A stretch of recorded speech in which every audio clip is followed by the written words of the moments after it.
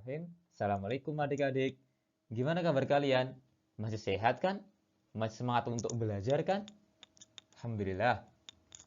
Pada hari ini atau pada kesempatan hari ini kita akan bersama-sama belajar mata pelajaran IPA. Belajar mengenai permukaan bumi, permukaan planet tempat kita tinggal. Cuman sebelum itu, seperti biasa, Ustadz ingin kita merapikan duduk kita terlebih dahulu untuk persiapan berdoa.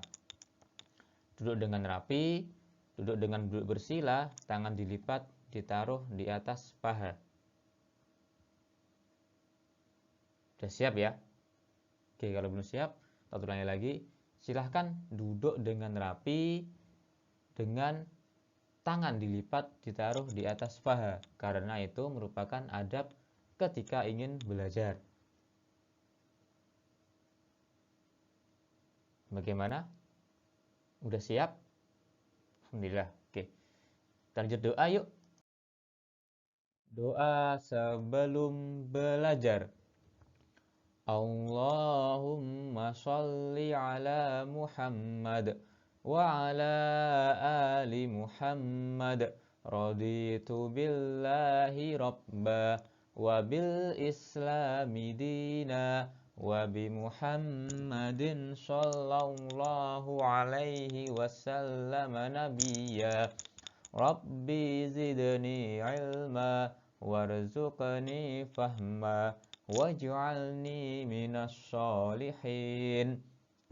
Allahumma hdini li ahsanil akhlaq la yahdi li ahsaniha illa anta wasrif anni sayyi'aha la yasrifu sayyi'aha illa anta.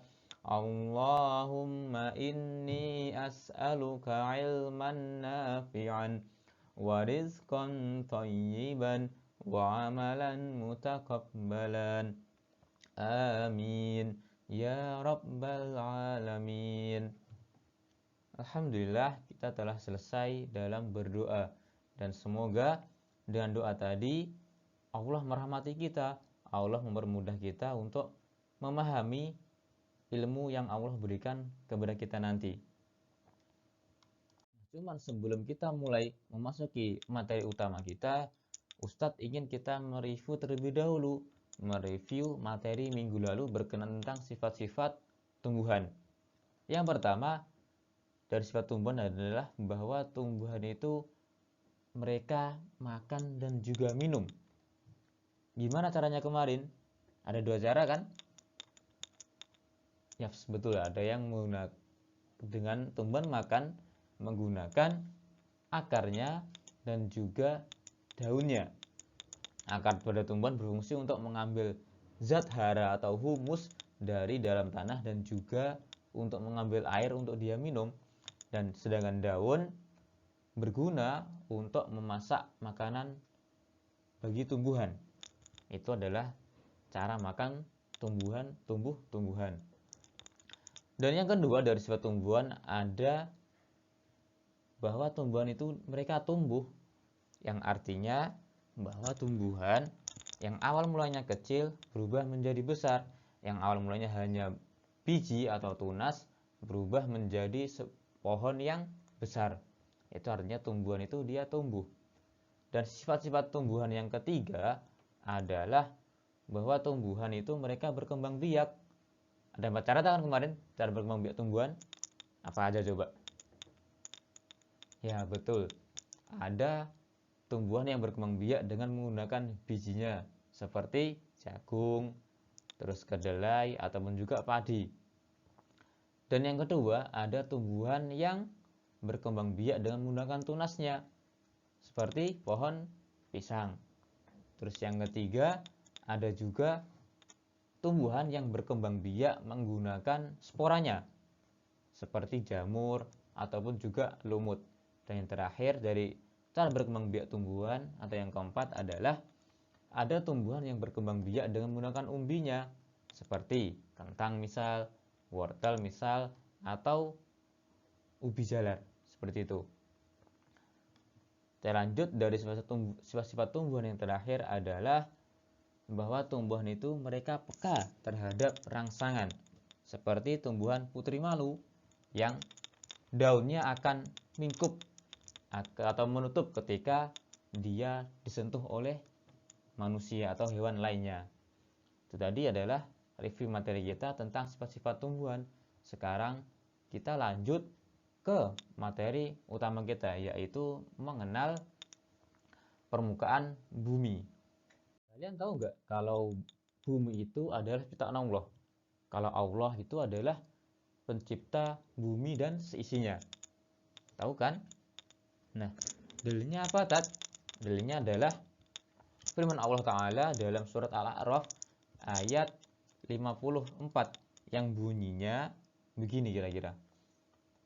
Inna rabbakumullah, sesungguhnya rabbakumullah, Rabb kalian adalah Allah, alladzi khalaqas samawati wal arda, alladzi yang khalaqa, yang menciptakan as-samawati wal arda, yang menciptakan langit dan juga bumi, fi sittati ayyam, dalam hitungan 6 hari atau 6 masa, summastawa ala arsh, kemudian Allah istawa, dia beristiwa ala arsh, di atas arsnya, di atas singgasananya.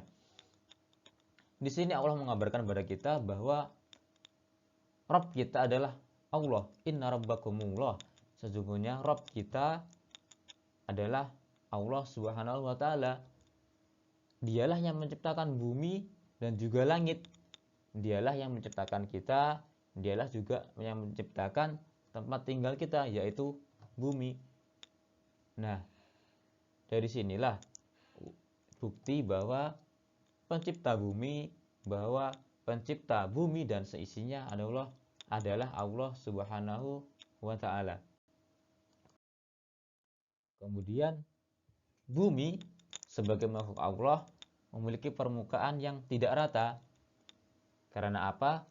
Karena permukaan bumi itu terdiri dari, yang pertama ada daratan, dan yang kedua ada perairan. Makanya permukaan bumi itu tidak rata. Kayak gambar ini kan enggak rata. Ada daratan dan juga ada perairan. Daratan itu apa, Tat? Daratan adalah permukaan bumi yang tidak digenangi oleh air. Atau ini loh. Jadi daratan itu adalah permukaan bumi yang tidak digenangi oleh air. Contohnya adalah ada pantai, ada dataran, ada juga gunung dan juga pegunungan. Itu adalah contoh dari daratan. Kemudian yang kedua, permukaan bumi itu terdiri dari perairan. Perairan yaitu permukaan bumi yang digenangi oleh air. Jadi kalau kalian lihat ada genangan air yang banyak, itu namanya adalah perairan. Contohnya apa, Tat? Contohnya adalah ada sungai, ada danau, ada rawa, dan juga ada lautan atau laut. Lah, tadi kan ada yang namanya pantai, dataran, gunung, pegunungan, sungai, danau, rawa, dan juga laut. Itu artinya apa sih? Contohnya mana sih? Yuk kita cari tahu sama-sama. Yang pertama adalah contoh daratan. Ada pantai. Pantai adalah wilayah daratan yang berbatasan langsung dengan laut. Jadi pantai itu adalah wilayah daratan, wilayah yang dipenuhi oleh tanah atau pasir dan juga tumbuh-tumbuhan, yang mana wilayah tersebut dia berbatasan langsung dengan daerah laut. Seperti ini misal, ini adalah pantai. Contohnya ada pantai Klayar di Pacitan, ada juga pantai Popoh di Tulungagung, dan juga ada pantai Pasir Putih di Trenggalek. Itu adalah contoh dari pantai. Pantai merupakan bagian dari daratan, yang mana pantai itu adalah sebuah wilayah yang berbatasan langsung dengan laut. Sekarang kita lanjut ke contoh daratan yang nomor 2. Di sini ada yang namanya dataran. Dataran itu apa, Tat? Apa bedanya dataran dengan pantai? Dataran adalah suatu daerah atau suatu wilayah yang permukaannya datar. Jadi ini kan datar gitu kan ya. Ini namanya dataran. Nah, dataran di sini atau dataran di permukaan bumi itu ada 2. Yang pertama ada yang namanya dataran tinggi, yaitu dataran yang yang tempatnya agak tinggi, biasanya di bawah pegunungan atau di bawah gunung, itu namanya dataran tinggi. Dataran tinggi itu biasanya dia memiliki suhu yang sejuk dan juga segar atau juga dingin. Seperti apa misal? Seperti daerah Ngebel, daerah Sarangan, daerah Pulung. Nah, itu dia adalah contoh-contoh daerah dataran tinggi yang biasanya hawanya sejuk dan juga segar. Kemudian ada yang namanya dataran rendah atau dataran yang dia itu berada jauh dari pegunungan atau jauh dari gunung. Dataran rendah dia biasanya cenderung memiliki suhu yang agak hangat, jadi nggak dingin juga nggak terlalu panas, biasanya hangat. Contohnya adalah seperti kalau di Ponorogo ada daerah Balong, ada daerah Jetis, dan juga ada daerah Siman, Kauman, ataupun juga Ponorogo. Nah, itu adalah daerah-daerah yang bisa kita sebut dengan daerah dataran rendah, karena yang pertama dia jauh dari pegunungan dan juga dia memiliki suhu atau hawa yang lumayan hangat atau yang cenderung hangat. Dan yang ketiga dari contoh daratan adalah gunung.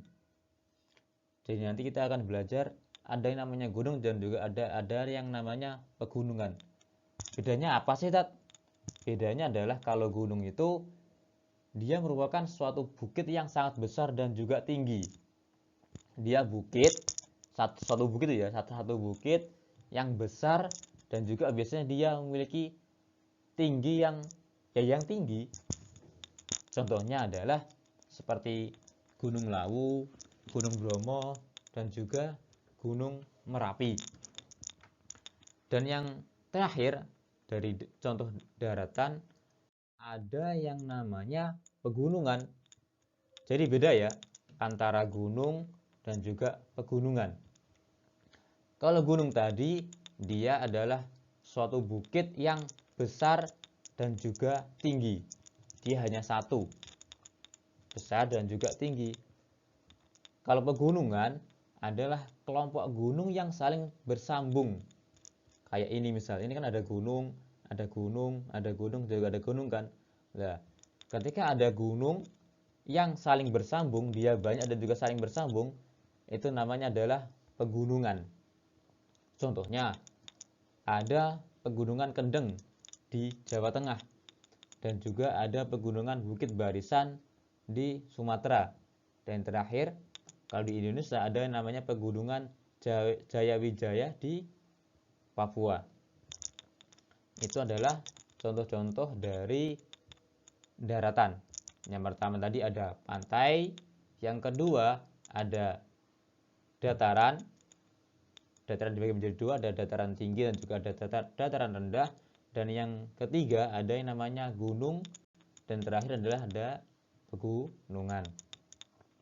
Kita lanjut ke contoh perairan. Apa aja contohnya, Dad? Yang pertama ada sungai. Sungai adalah aliran air yang sangat besar dan biasanya sungai itu dia mengalir dari dataran atau dari dataran tinggi ke dataran rendah. Jadi sungai adalah sebuah aliran air yang besar.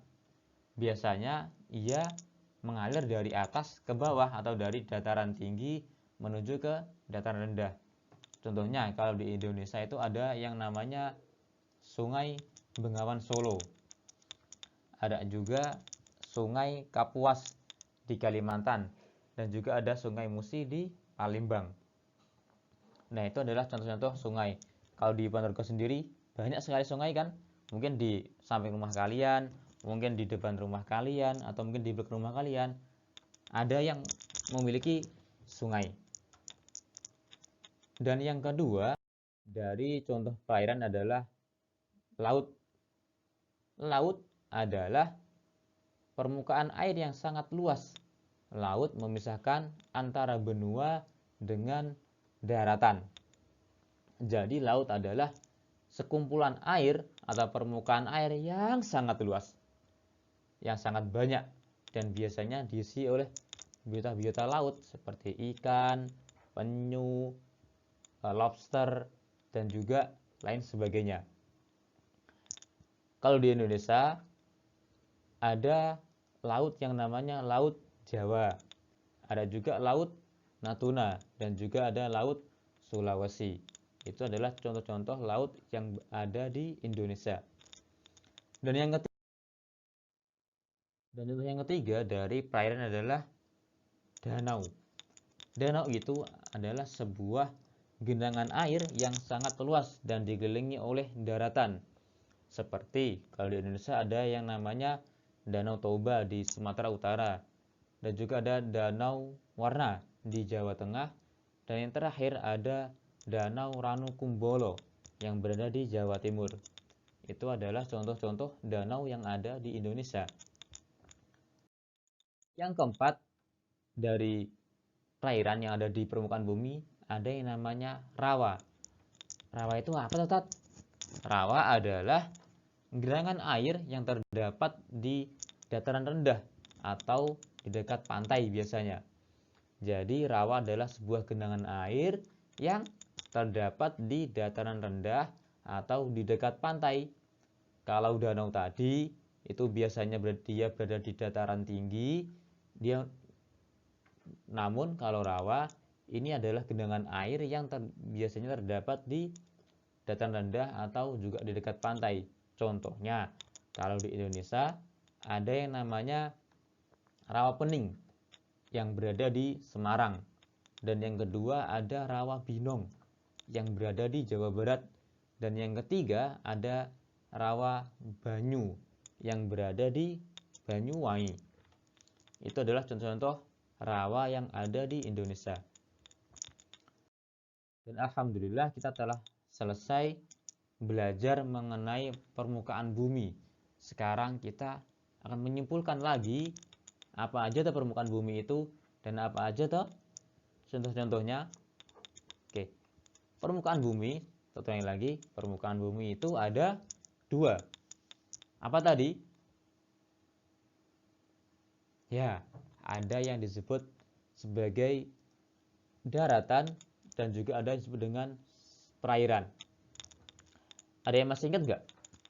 Daratan itu apa artinya? Atau apa maksudnya daratan itu? Ya, betul sekali. Daratan adalah permukaan bumi yang tidak digenangi oleh air. Jadi, daratan adalah permukaan bumi atau suatu wilayah yang ada di permukaan bumi yang tidak digenangi oleh air. Contohnya, ada pantai, ada dataran, ada gunung dan juga pegunungan. Terus, yang kedua, permukaan bumi itu terdiri dari perairan. Apa tuh perairan itu? Ada yang masih ingat? Ada yang masih tahu? Ada yang tahu?